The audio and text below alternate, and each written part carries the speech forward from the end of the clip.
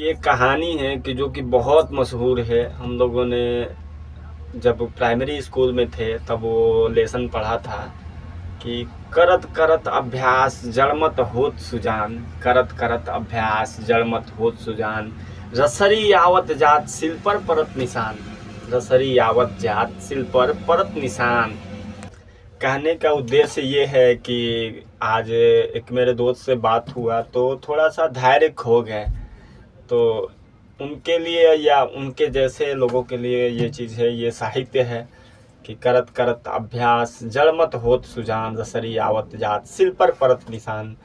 हुआ था इस कहानी में यूं कि एक मंद बुद्धि विद्यार्थी था और तकरीबन 5 बार 6 बार 7 बार पढ़ता था। उसको कुछ समझ में नहीं आता था। उसके घर वाले उसको लेके जाते थे। पहले के ज़माने में आश्रम में पढ़ाई हुआ करती थी, ऋषि मुनियों के आश्रम में। उस समय लेके जाया करते थे, पहुंचा के आते थे। तो कुछ दिनों तक पहुंचा के लेके जाते थे, आधे रास्ते तक छोड़ देते थे। फिर वो ऐसे करता जाता और कितना भी पढ़ाते ऋषि मुनि जो भी थे आश्रम के, वो पढ़ाते कितना भी, उनको थोड़ा भी बात समझ में नहीं आता और कुछ पढ़ने में ध्यान ही नहीं लगता, मन ही नहीं लगता। जाते आते फिर उधर से अब आखिरी बार जब उनके घर वालों ने भेजा कि बोला अगर तुम इस बार नहीं पढ़ा, इस बार अगर नहीं पढ़ पाए या नहीं तुम सफल हो पाए तो तुमको आके गाय भैंस जो भी घर का कार्य करना था, घर का कार्य अपना करोगे तुम। जो भी तुम पढ़े या नहीं पढ़े उससे अब मतलब नहीं रहा।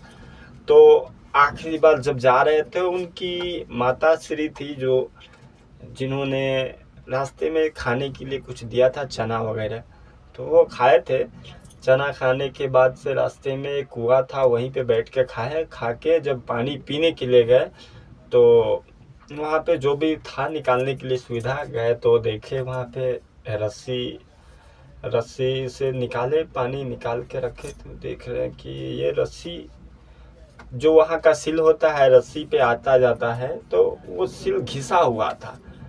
तो गौर से सोचे, बहुत देर तक सोचे, सोच के फिर बोले कि यार आखिर ये रस्सी कैसे घिस गया। फिर उनके माइंड में ये आया कि हाँ ये पत्थर कैसे घिस गया। तो ये उनके माइंड में आया कि रस्सी के आने जाने से घिस गया।